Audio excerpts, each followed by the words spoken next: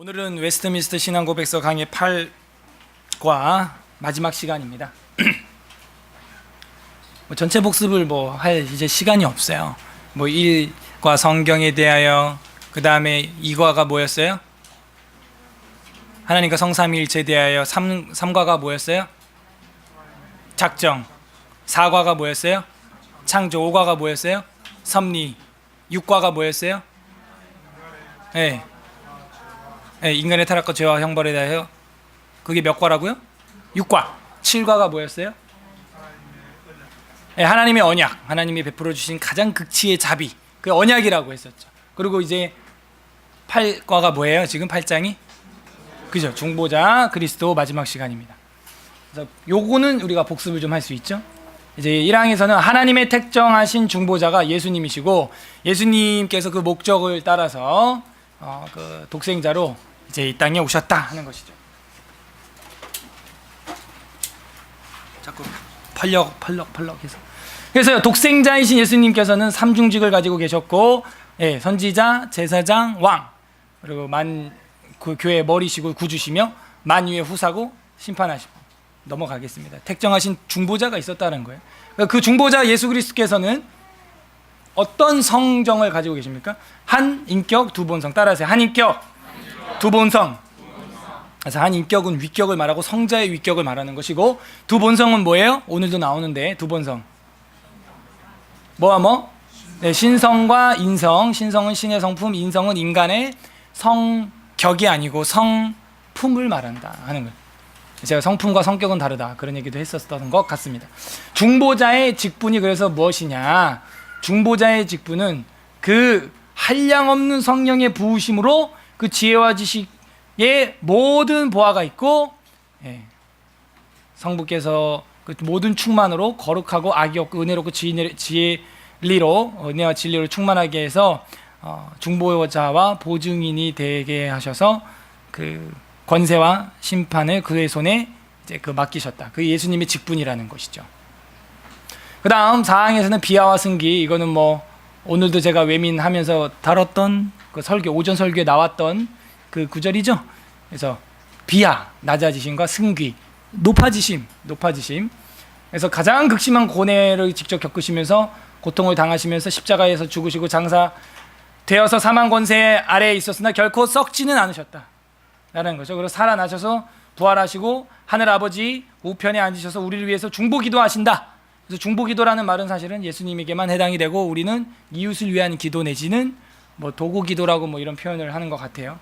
그래서 그리스도, 중보자 그리스도의 비하와 승기. 단번에 드리신 제사, 이건 우리 로마 카톨릭 교리랑 비교를 하면서 제가 이 이야기를 했던 것 같아요. 단번에 들어서 예수님은 죽었지, 매주 로마 카톨릭 천주교처럼 이 잔과 떡을 통해서 예수님의 피와 살이 직접 물리적으로 이 강단에 임한다, 그런 식으로는 공부 안 한다 그랬어요. 그건 틀린 교리라고 그랬어요. 그게 아니고 우리는 기념설이죠. 그래서 여러분이 예배 드릴 때 어떤 자세여야 된다? 기념적으로는 지금 이 강단에선 내가 죽어야 되고 소나 양이나 염소나 비둘기가 죽어야 되는데 예수님이 피를 흘렸단 말이에요. 죽으셨단 말이에요. 그래서 예배 드릴 때 우리의 그 헌금의 자세, 오퍼링, 그러니까는 모든 재래 의식에 있어서 하이라이트, 엑스타시스, 그러니까 흥분되는 시간이 언제냐면 희생 제물 잡을 때예요. 둥둥둥둥둥. 이방 종교에도 보면. 그래서 우리 기독교에도 예배 드릴 때 가장 그 큰 신앙 고백은 사실 헌금에서 나옵니다. 내 보화가 있는 곳에 내 마음이 있느니라. 이게 예수님의 진리거든요. 그래서 이 예배를 드릴 때 예수님이 이 자리에서 죽은 것과 같이 죽으셨죠. 그 은혜를 내가 입었잖아요. 입은 사람답게 예배를 임해야 한다는 거예요. 지금 이 자들이, 이 오후 예배도 마찬가지고 그 정도로 이 엄중한 예배라는 것이죠. 그냥 앉아갖고 가볍게 귀 팔랑팔랑 즐거운 거 배우고 집에 가, 그게 아니에요. 여기서 지금 하나님의 아들이 죽은 그 값으로 우리가 이렇게 편하게 예배 드리는 거거든요. 그래서 단번에 드리심. 6항 구약 백성에게 미친 구속사역. 그래서 이 구약 백성은 그러면 어떻게 구원받았냐에 대해서 제가 이야기를 했었죠. 히브리서에 아주 중요한 그 구절이 있다 그랬죠. 그들은 약속을 바라보고 그거를 멀리서 바라보고 믿었다. 그 언약을 받지는 못했지만 실제로. 그래서 구약 백성들도 그 오실 메시아를 여러 가지 형태와 모양으로 예표들 속에서 바라봤다, 이걸 바라보고. 구약도 메시아 바라보고 믿었고, 신약도 메시아, 오셨던 메시아 바라보고, 또 오실 메시아 바라보고, 우리도 오실 메시아, 앞으로 오실 예수님 믿고 있는 거 아닙니까? 그래서 구약 성도들의 구원에 대하여 우리가 공부를 했었고, 그 다음 새로운 거네요. 오늘 7장 7항, 그러니까 8장 7항하고 8항 이 두 개를 하고 마치겠습니다. 이 7항은 굉장히 쉬워요. 양 본성들에 따라 행하심. 아까 한 인격, 두 본성. 그래서 이 두 본성에 대한 이야기를 여기서 좀 하는 거예요. 예수 그리스도께서 어떻게 행하셨냐? 우리 한번 다 같이 읽어보겠습니다. 저 소제목은 제가 다른 책에서 가지고 온 거고요. 자, 한번 좀 길지만 한 목소리로 읽어보겠습니다. 시작. 그리스도께서는 중보 사역에 있어서 그의 두 본성, 곧 신성과 인성을 따라서 행하시되 각 본성은 그 본성 자체 본래에 속한 것을 행하신다. 그러나 그리스도의 인격의 통일성으로 인하여 한 본성에 본래 속해 있는 것, 성경에서 때로는 다른 본성으로 호칭이 되어 있는 것, 거기에 돌려져 있음을 볼 수가 있다. 이 뒷부분이 약간 우리 번역이 좀 어려운데 다른 번역서들도 이런 식으로 해가지고 참 이해하기가 어려운 면이 있습니다. 이 뒤에 부분 제가 뒤에 가서 좀 다뤄드릴게요. 그리스도께서는 중보 사역에 있어서 그의 두 본성, 그 두 본성 곧 신성과 인성, 신성은 신의 성품, 인성은 인간의 성품을 따라서 행하셨다는 거예요. 그러니까 한 인격이지만 양 본성을 가지고 충실하게 참 인간답게 사셨고 참 하나님답게 행하셨다는 거예요. 사람이라면 이렇게 살아야 된다. 나는 하나님이기 때문에, 신이기 때문에 이런 걸 행한다를 확실하게 혼란과 혼돈 없이 통일성 있게 보여주셨다는 거죠. 그래서 신성과 인성을 따라서 행하시되, 신성과 인성에 있어서 신성 부분은 우리 잘 알고 있으니까요. 히브리서 9장 14절에 보면 하물며 영원하신 성령으로 말미암아 흠없는 자기를 하나님께 드린 그리스도의 피가 어찌 너희 양심을 죽은 행실에서 깨끗해 하게 하고 살아계신 하나님을 섬기게 하지 못하겠느냐. 그러니까 그리스도의 뭐가? 피는 누가 흘릴 수 있어요? 귀신이 흘려요? 귀신이 흘릴 수 있어요? 영혼이 피 흘릴 수 있나요? 육체를 가졌다는 거예요, 지금 이야기는. 그래서 예수님께서 양, 소, 비둘기, 염소 잡듯 피를 흘리셨다는 거예요, 피를. 그래서 그 피로 너희가 깨끗하게 살아가게 되었다. 참 그 하나님이신 메시아께서 그렇게 인간으로 오셔서 피를 흘리셨다는 거죠. 그래서 계속해서 보면은 그럼 아까 여기도 보면 그럼 그 문장 안에도 여기 신성이 나와 있죠. 영원한 성령으로 말미암아, 이거 자체가 벌써 여기 신성이 들어 있죠. 또 성령으로 말미암아 흠없는 자기를 하나님께 드린, 성령도 성령 하나님, 하나님은 성부 하나님, 그리스도는 성자 하나님이죠. 근데 여기서 육체를 가지고 있는 건 이제 그리스도이기 때문에 그리스도가 피를 흘렸다는 거죠.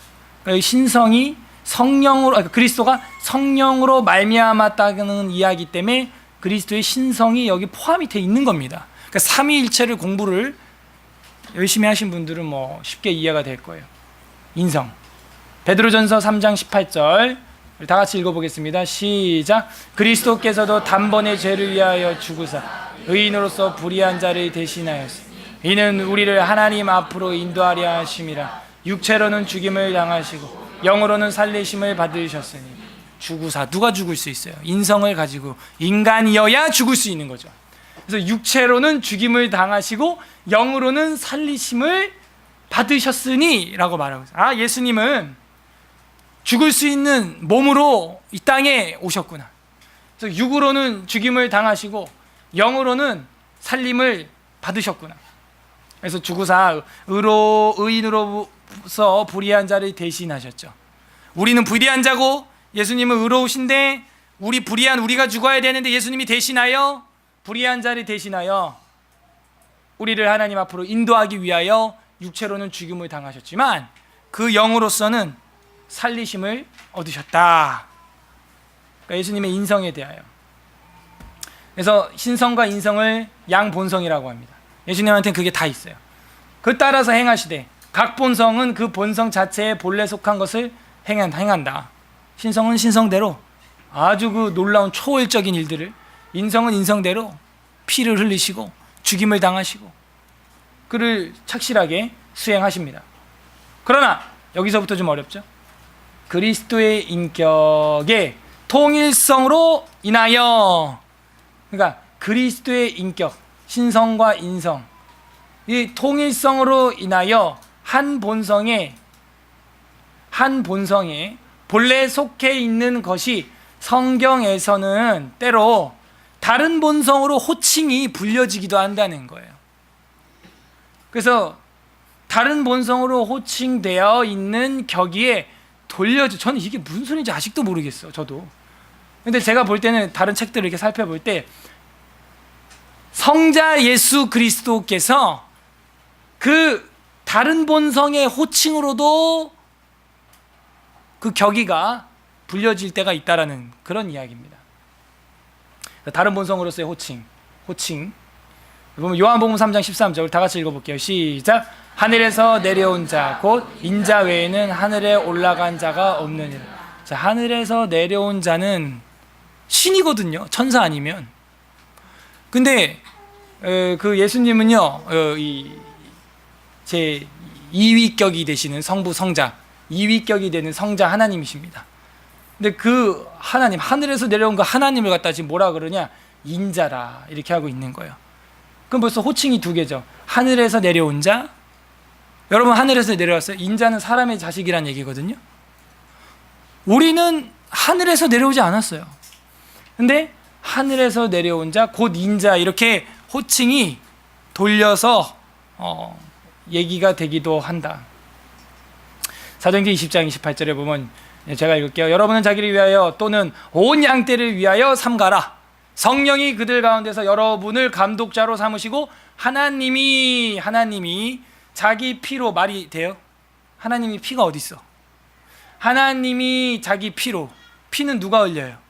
인자가 흘리는 거죠. 그래서 이런 호칭들이 이 교차적으로 사용되는 것도 있다, 뭐 그런 얘기예요. 그래서 하나님이 자기 피로 사신 교회를 보살피게 하셨느니라. 아하. 그래서 자기 피라는 건 결국 예수님 피인데, 그분은 성자, 인자, 근데 하나님이라는. 근데 사실 하나님이라고 할 때는 우리가 1위격 때는 성부 하나님 그 위격을 이야기할 때 보통 이야기하는 성부 위격인데, 여기는 하나님이라고 이렇게 돼 있잖아요. 하나님이 자기 피로 이렇게 돼 있어요. 이런 것들이 있다 하는 이야기를, 호칭의 이야기를 지금 하고 있습니다.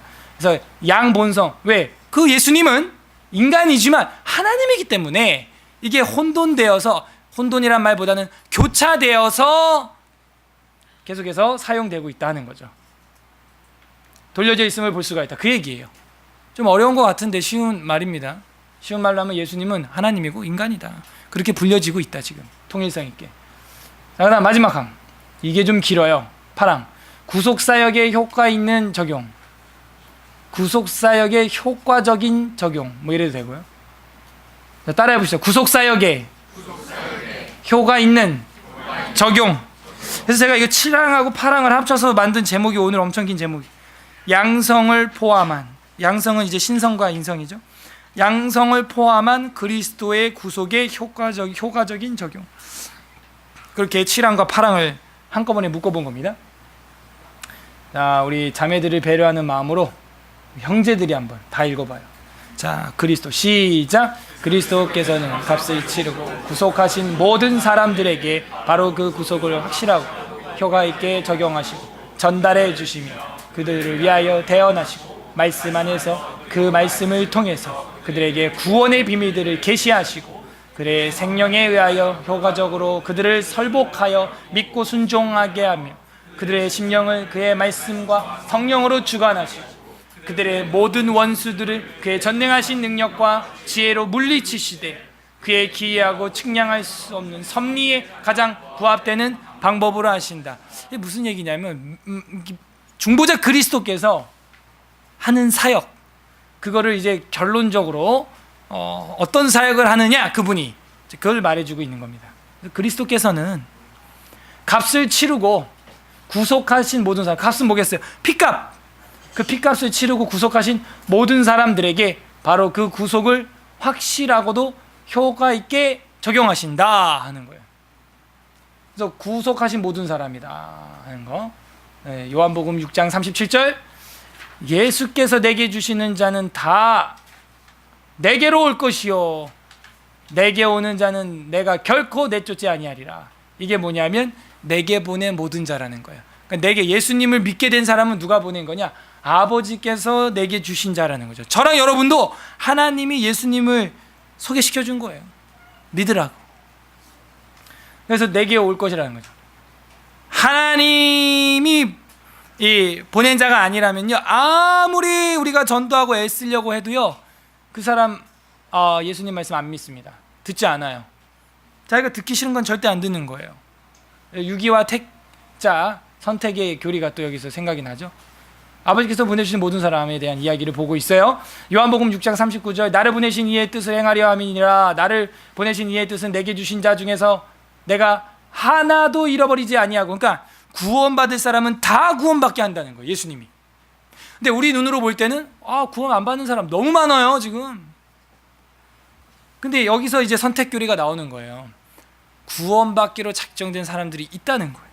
그러니까 여러분이 여기 와서 앉아있는 이유도 그냥 내가 막 놀다가 이렇게 와서 앉아있는 게 아니고, 아버지 하나님께서 여러분 마음을 움직이시고 작정하셔서 누구를 또 만나게 하셔서 어떤 일들을 겪게 하셔서 여기까지 오시게 빚어놓으셨다는 거예요.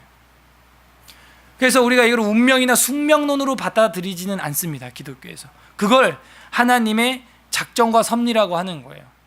따라하세요. 작정, 섭리. 그래서 이 운명론과 숙명론과 다른 것이 뭐냐면, 이 작정과 섭리는 나의 자유의지가 여전히 있다는 거예요. 폐쇄된 자유가 아니에요. 관 속에 꼼짝달싹 못하는 그런 숙명, 팔자, 사주, 태길, 궁합 이런 게 아니라는 거예요. 정해져 있는 우주의 어떤 그런 게 아니에요. 작정하시고 하나님이 예정하셨는데 우리의 자유는 억압받지 않는다는 것이죠. 이게 우리의 머리로 이해하기는 어렵습니다. 성경이 그렇게 말하고 있다는 거예요. 폐쇄적인 그런 작정, 그런 자유의지 아니라는 거예요. 내가 너를 왕자로 책봉하도록 작정했어. 그러면 그 왕자가 자유가 없습니까?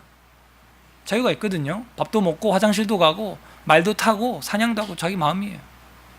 그렇게 비유를 굳이 한다면 그런 비유를 좀 해볼 수 있겠죠. 그래서 구속하신 모든 사람들에게 바로 그 구속을 확실하고도 효과 있게 적용한다. 구속을 확실하고. 구속이 뭐예요? 구원하여 속하게 되었다는 거죠. 요한복음 10장 15절에서 16절, 아버지께서 나를 아시고 내가 아버지를 아는 것 같으니 나는 내 양을 위하여 목숨을 버리노라. 이게 구속이에요. 여러분이 교회 나올 수 있는 거, 2016년이라는 말을 우리가 쓸 수 있는 거, 예수님이 오신 이후에, 그분이 목숨을 버린 이후에 그렇게 시간이 흘렀다는 거예요. 목숨을 버리노라. 또 이 우리의 들지 아니한 다른 양들이 내게 있어 내가 인도하여야 할 터이니 그들도 내 음성을 듣고 한 무리가 되어 한 목자에게 있으리라 하면서 내 양들은 밖에도 많이 있다는 거예요. 아무튼 내 양들은 내 음성을 듣고 따라오게 되고 구속 입게 된다는 거죠. 확실하게 라는 이야기가 있는데요. 우리 자매님들이 읽어주세요. 요한복음 10장 27절에서 28절 시작. 내 양은 내 음성을 들으며 나는 그를 알며 그들은 나를 따르느니라. 내가 그들에게 영생을 주노니 영원히 멸망하지 아니할 것이요 또 그들을 내 손에서 빼앗을 자가 없느니라. 이게 오늘 본문이거든요. 그래서 그리스도께서 효과적인 구원의 적용을 하는 게 뭐냐, 그리스도의 구속의 효과적인 적용은 뭐냐면 이거예요. 자신이 피 흘려 구속하신 모든 양떼들은요 반드시 구원하시고 반드시 자신의 나라로 이끌어 가신다는 거예요. 빼앗을 자가 있어요, 없어요? 아무도 없다는 거예요. 이게 중보자 그리스도께서 하신 사역 중에서 가장 완전하고 완벽한, 온전하고 안전한 그 사역 중에 하나죠. 여러분이 택차고 구원받은 사람이라면 여러분의 구원을 뺏을 사람이 있어요, 없어요? 없다는, 없어요. 그거 묵상만 해도 은혜가 되는 거예요. 내가 뭔데 도대체? 나 같은 슈렉이 어떻게 택자가 되고 꽉 잡고 있다는 거예요. 하나님께서 빼앗을 자가 없느니라. 도대체 날 얼마나 사랑하시는 거예요? 도대체 얼마나 큰 걸 하나님이 포기하신 거예요? 그래서 그 확실한 하나님의 구속하심이 있다. 그거를 오늘 본문으로 제가 잡았고, 확실하고 효과 있게 적용하시고 전달해 주시며 그들을 위하여서 대언하시고 말씀 안에서, 그리고 말씀을 통해서 그 비밀을 계시하신다 그랬어요. 대언하신다 그랬죠. 효과적으로 하는데 어떻게 해요? 그들을 위해서 대언하시고 말씀 안에서 그렇게 자신의 양떼들을 이끌어 가신다는 거죠. 로마서 8장 34절. 검글씨가 잘 안 받네요. 다 같이 읽어보겠습니다. 시작. 누가 정죄하리요? 죽으실 뿐 아니라 다시 살아나신 이는 그리스도 예수시니 그는 하나님 우편에 앉아 계신 자, 우리를 위하여 간구하시는 자신이라. 아멘. 아까 이 구절로 외민 우리가 아까 복습했었잖아요. 그래서 죽으실 뿐 아니라 다시 살아나셨어요. 비하만 한 게 아니라 승기하셨어요. 그리스도 예수께서 그렇게 했어요. 그는 하나님 우편에서 우리를 위하여 중보하시고 간구하고 계시는 분이시다. 대언하고 계시는 분이시다. 말씀 안에서 또 우리한테 그렇게도 하시고, 그리고 말씀을 통해서 그들에게 구원의 비밀을 계시했다. 자, 말씀을 통해서 역사하시는 중보자의 사역. 자, 요한복음 17장 6절. 역시 이것도 하나님의 양떼라면 우리가 이렇게 행한다는 거죠. 다 같이 읽어볼까요? 시작. 세상 중에서 내가 주신 사람들에게 내가 아버지의 이름을 나타내었나이다. 그들은 아버지의 것이었는데 내게 주셨으며 그들은 아버지의 말씀을 지켰다. 그죠? 세상 중에 내게 주신 사람들에게 내가 아버지의 이름으로 나타냈어요. 예수님을 우리가 어떻게 알아요? 하나님 아버지의 독생자, 그러니까 아버지의 이름으로 나타난 자라고 우리가 알고 있죠. 그래서 우리들이 아버지의 것이었는데 예수님께로 가게 되었죠. 그래서 그들이 아버지의 말씀을 지킨다는 거예요. 그러니까 예수님이 없이는 우리가 말씀을 알 수 없고, 예수님이 없이는 그 아버지의 뜻을 우리가 알 수 없어요. 그래서 예수님을 통해서만 그분의 뜻을 우리가 행할 수 있다. 이게 중보자 그리스도의 효과적인 구속의 적용 중에 하나라는 거예요. 그래서 결국 우리 기독교는 이 말씀의 종교고, 말씀이 육신이 되어 오신 분이 예수 그리스도고, 그 말씀이 육신이 되어 우리 가운데 함께 거하심에 그의 영광을 보니 독생자의 아들의 영광이고 은혜와 진리가 충만하다. 그래서 우리가 기독교는요, 이 말씀 빼면은요, 뭐 성부 하나님, 성자 하나님 안 통하게 되어 있습니다. 그래서 그 말씀을 통해서 그들에게 구원의 비밀들을 계시했기 때문에 이 비밀을 모르면은 천국 갈 수 있어요? 못 가요. 여러분 비밀번호 모르면은 여기 문 잠겨 있을 때 열고 들어올 수 있어요? 못 들어오는 거예요. 그래서 그분을 통해서 우리에게 비밀을 주셨다는 것이죠. 에베소서 1장 7절에서 9절, 우리가 이 작정 공부할 때 많이 봤던 구절 중에 하나입니다. 제가 읽어볼게요. 우리는 그리스도 안에서 그의 은혜의 풍성함을 따라 그의 피로 말미암아 속량 곧 죄사함을 받았느니라. 이는 그가 모든 지혜와 총명을 우리에게 넘치게 하사 그의 뜻의 비밀을 우리에게 알리신 것이고, 그러니까 예수님이 우리의 비밀이 되어주셨죠. 그의 기뻐하심을 따라서 그리스도 안에서 때가 찬 경륜을 위하여 예정하신 것이니, 예정교리도 여기 같이 나오잖아요. 작정된 것이고 이미 계획된 것이고 예정된 것이라는 거예요. 그래서 예수 그리스도의 그 오심, 구속하심, 속량, 그것이 무엇인지 아는 사람은 비밀을 안 것이죠. 근데 이 비밀이 재밌는데요, 다 알려줘도 어떤 사람은 못 믿어. 여러분 믿지 않는 가족들한테 다 말해줘도 몰라, 어떤 사람은. 그러니까 모르니까 비밀이에요. 그러니까 이 비밀은 말 안 해서 모르는 게 아니에요. 나만 믿고, 나만 예수 믿고 천국 가야지, 이런 비밀이 아니잖아요. 다 얘기해줘도 모르고 안 믿어요. 그거를. 이상한 비밀이에요. 비밀은 아무도 모르는 게 비밀이 아니고, 그죠? 알 사람들은 알고 모르는 사람 모르는 게 비밀이죠. 한 입을 덮고 자도 몰라요, 어떤 사람은. 한 핏줄 형제여도 모르고. 여러분은 어떻게 그 비밀을 알게 됐어요? 이게 중보자 그리스도의 구속의 효과적인 적용이라는 거예요. 예수 그리스도를 통하여 그분의 죽으심과 그분의 목숨을 포기하심, 그 사랑하심, 그거를 사랑을 알고 믿는 자, 그들에게는 모든 지혜와 총명을 넘치게 하시고 그의 뜻의 비밀을 알게 하시고 기뻐하심을 따라 때가 찬 경륜을 위하여 예정하신 자가 된다는 것이죠. 구원의 비밀을 우리가 알고 있느냐? 우리 조직의 비밀이죠. 그래서 구원의 비밀들을 계시하시고 그의 성령에 의하여 효과적으로 그들을 설복하여. 뭐에 의하여? 성령. 그래서 제가 늘 이제 목회 현장을 보면은 성경 하는 말씀만 배우는 교회에서 자칫 오늘날 우리와 함께 하시는 성령 하나님, 예수의 영이라고 하는 사도행전 16장에서 말하고 있는 예수의 영, 성령님의 운행하심과 역사하심을 우리가 굉장히 무시할 수 있는 상황이 장로교 안에 있다 하는 것이죠.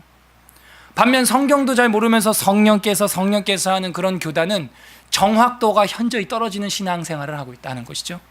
우리는 이 양 두 마리를 다 잡아야 하는 것이죠. 정확도를 높이면서도 건조하지 않은 성령님의 이끌리심을 선교나 전도를 통해서 조금은 역동적으로, 다이나믹하게, 역동적으로 여러분들이 체험해야 돼요. 저는 오늘 어디에 불 붙었을 것 같아요? 어제 경건반, 오늘 소그룹 모임에서도 전도, 선교, 이쪽에 조금 불이 붙은 것 같아요. 그래서 전하고 기도에 매일 증인 되리라. 세상 모든 사람들 듣고. 그래서 국내외로 우리가 이제는 제가 준비를 해야 된다 그랬는데 그런 기회가 빨리 오는 것 같아요. 그래서 성령에 의하여서 효과적으로 그들을 설복하여 믿게 한다는 거예요. 우리가 믿게 하는 게 아니에요. 우리를 통하여 성령님이 역사하신다는 거예요. 사도행전을 가만히 보세요. 성령님이 역사할 때 어떻게 역사하냐면 사도들을 통하여 역사한다는 거예요. 그냥 가만히 있는데 웅웅 뭐 이렇게 하는 게 아니고 사도들을 통하여 교회에서 총회를 열어서 회의를 했더니 성령과 우리가 이렇게 하기로 결정했다. 그래서 성령의 역사하심을 여러분이 매일매일 하루에 한 번 이상 묵상해야 돼요. 무시하면 안 됩니다. 성령 하나님이 여러분의 직접적인 관계가 있는 분이세요. 오늘 신약교회에 있어서는. 왜? 예수님이 올라가시고 이제는 성령을 보내주겠다 했잖아요. 그래서 우리가 늘 기도하면서 말씀을 보는 가운데 이것이 성령님의 뜻인가 그 정확도를 높여가면서 분별하고 선택해야죠. 아주 효과적인 거죠. 그래서 성령의 역사, 요한복음 14장 16절 다 같이 한번 읽어보겠습니다. 시작. 내가 아버지께 구하겠으니 그가 또 다른 보혜사를 너희에게 주사 영원토록. 이게 임마누엘의 하나님이 어떻게 가능해요? 예수님 지금 하늘에 우편에서 기도하고 계시는데 성령님, 보혜사라고 하는 것은 우리의 도우시는 자, 헬퍼, 상담자 이런 뜻이죠. 내가 또 다른 보혜사를 너에게 보내주사. 이거 예수님이 하는 얘기죠. 영원토록 너희와 함께 있을 것이다 하면서 내가 영으로 너희와 함께 있는데 이게 삼위일체에서는 성령 하나님이 되시는 거죠. 근데 이 성경을 배우고 이 조용한 장로교 분위기에서는 그 성령님의 인도하심과 역사하심의 민감성이 떨어질 수 있어요. 그냥 맨날 성경 이러다가 성령님이 지금 우리를 말씀에 기반하여 이렇게 지금 부르시고 계시는데 그냥 가만히 있는 거예요. 그럴 수 있다는 거예요, 우리가. 그래서 우리가 좌로나 우로나 치우치면 안 된다. 정말 내 마음에 조명해 주신 이 생각이 정말 조명이 맞는지 틀린지는 하나님 말씀을 통하여 여러분이 그걸 분별할 줄 알아야 돼요. 그 정도 실력이 되려면 말씀을 뭐 조금 알아야겠습니까? 날마다 말씀을 봐야 되는 거예요. 빨리 스마트폰을 포기하세요. 그리고 말씀을 봐야죠. 빨리 게임을 포기하고 말씀을 봐야죠. 그 전자기기 윈도우를 포기하고 그 창문 버리고 이 창문 열어야죠. 이 창문 열어야죠. 그래서 보혜사 성령님이 우리와 함께 하신다는 것을 여러분이 알 수 있는 길은 성경 말씀을 통하여 정확도를 높여가는 거예요. 그래서 성령에 의해서 효과적으로 그들에게 설복하게. 그러니까 우리가 그 말씀 이 말씀은 성경이고 이 성경을 기록한 건 성령님이신데 그 성령님의 말씀이 없이는 어떻게 저들을 설복시킬 수 있겠어요? 설복시킬 수 있는 것은 말씀, 성령님밖에 없다는 것이죠. 그래서 믿고 순종케 하며 그들의 심령을 그의 말씀과 성령으로 주관하시고 그들의 모든 원수들을 그의 전능하신 능력과 지혜로 물리치신다. 이 뒤에는 이제 종말론적 이야기네. 종말론적. 중보자 그리스도께서 하시는 종말론적 이야기예요. 그래서 믿고 순종하게 하신다 그랬어요. 그래서 믿게 하시는 이야기가 시브리서 12장 2절 다 같이 읽을까요? 시작. 믿음의 주요 또 온전케 하신 예수를 바라보자. 그는 그 앞에 있는 기쁨을 위하여 십자가를 참으사 부끄러움을 개의치 아니하시더니 하나님 보좌 우편에 앉으셨느니라. 그러니까 예수님 뭐예요? 믿음의 주요 온전케 하시는 이시다. 고린도후서 4장 13절에 보면은 기록한 바 내가 믿었으므로 말하였다 한 것 같이 우리가 같은 믿음의 마음을 가졌으니 우리도 믿었으므로 또한 말하노라 하면서 믿고 믿음에 대한 이야기를 보여주고 있죠. 그래서 말씀과 성령 안에서 설복하여 이제 어떻게 해야 되냐? 믿어야 되는 거예요. 믿어야 돼. 그리고 순종하게 하는 거. 순종. 자신의 고집과 아집을 포기하는 거죠. 예수 따라가며 복음 순종하며 의지하고 순종하는 자는 의지하고 포기하는 자는 예수 안에 즐겁고 복된 길이로다.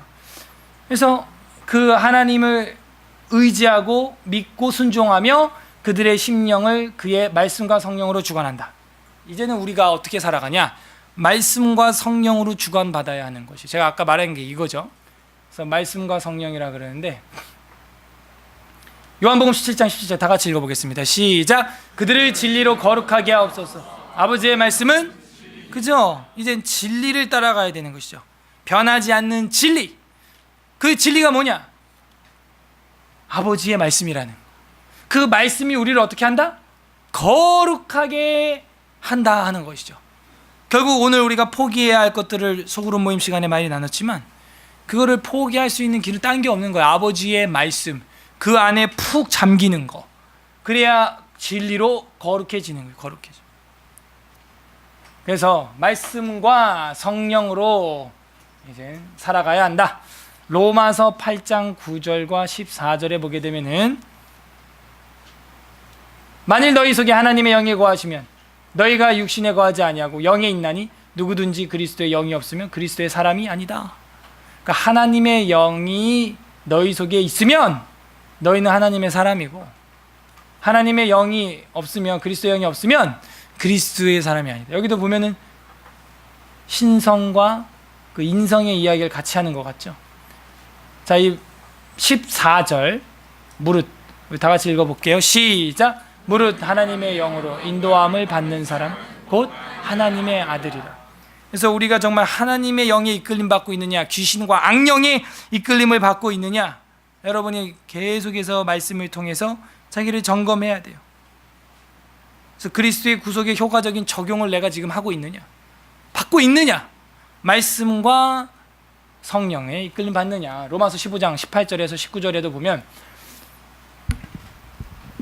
그리스도께서 이방인들을 순종하게 하기 위하여 나를 통하여 역사하신 것 외에는 내가 감히 말하지 아니하노라. 바울의 이야기.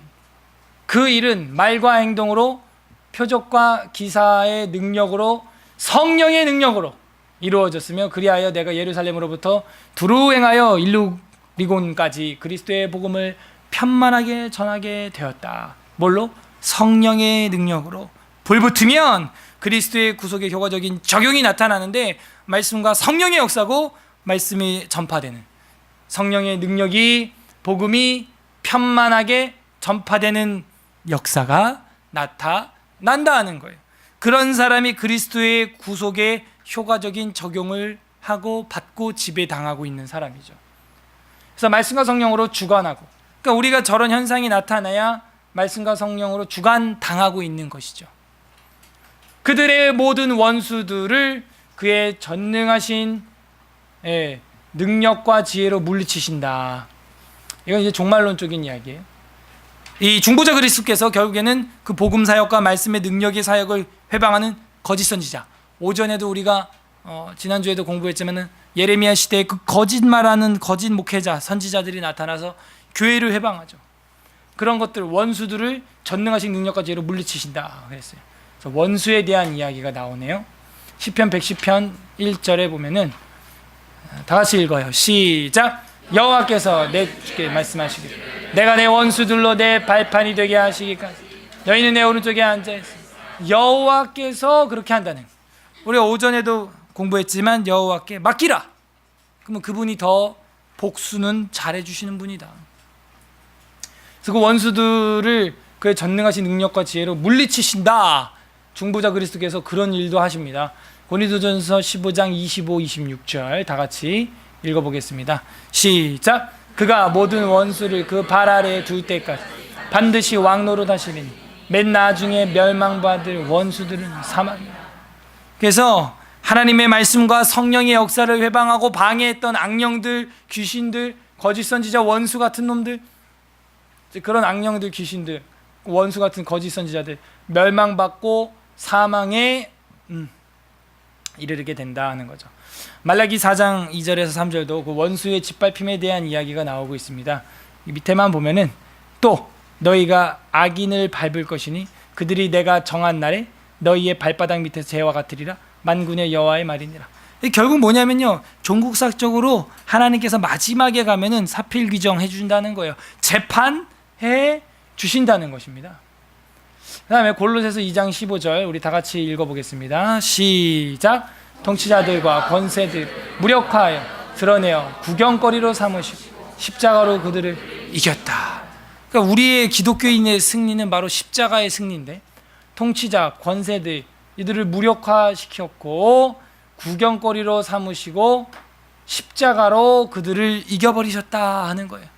그러니까 예수님의 승리는 죄와 사망과 어둠과 마귀의 권세의 나라에서 승리를 이야기해주고 있는 거죠. 그래서 우리는 십자가로 승리했다.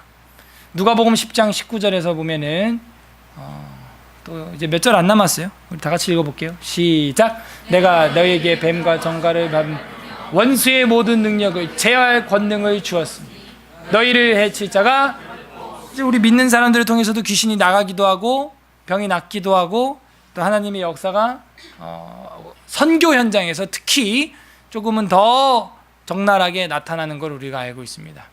그래서 그 원수들의 공격과 영향력을 물리치는 그런 일을 종국사적으로 예수 그리스도께서 하실 것이고, 또 과거에도 현장에서 하셨고 우리도 그렇게 이제는 그 사역의 바톤을 받아서 할 수 있다 하는 겁니다.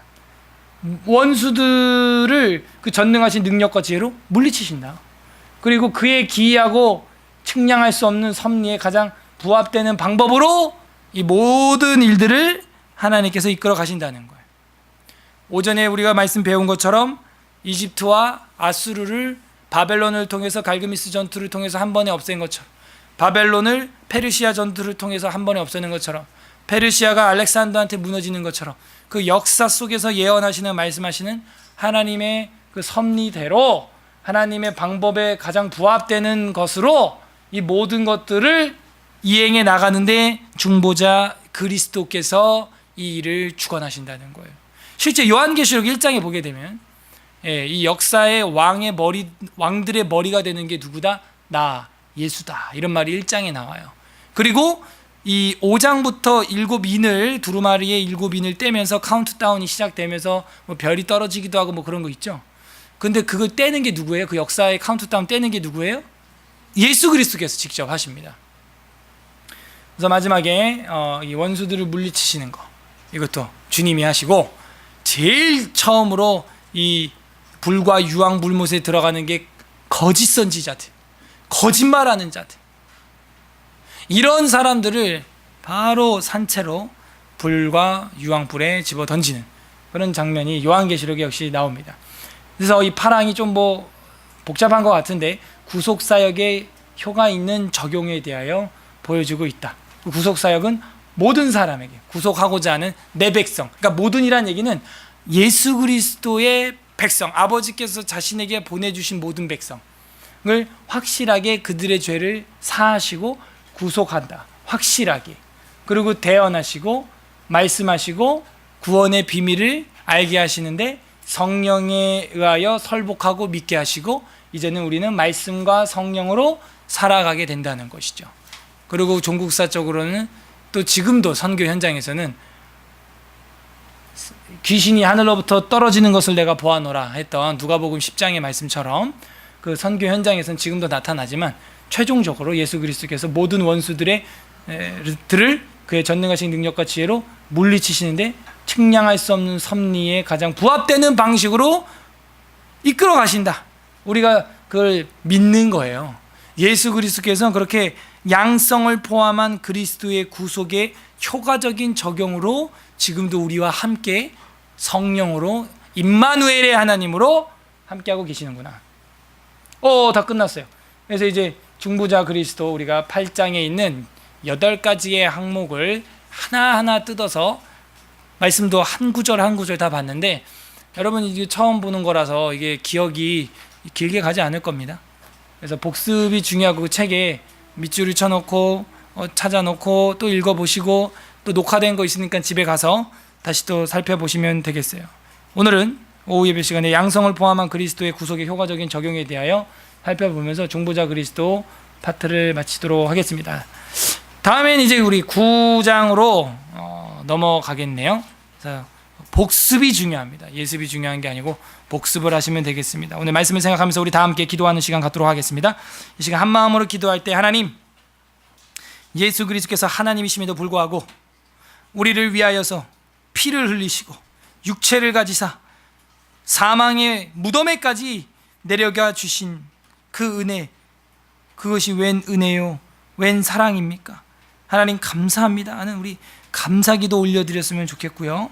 두 번째로는 이제는 그리스도의 구속하심 사역을 통하여서 이제는 말씀이 육신이 되어 오신 주님께서 성령과 말씀으로 우리와 함께하여 주시고 우리가 나의 생각과 마음대로 되는 대로 살아가는 사람들이 아니요 이제는 하나님의 말씀과 성령의 이끌리심을 받아서 우리가 어떤 일을 분별하고 결정 내릴 때 정확도 높은 결정을 내릴 수 있도록 말씀과 성령으로 충만하게 하여 주시옵소서.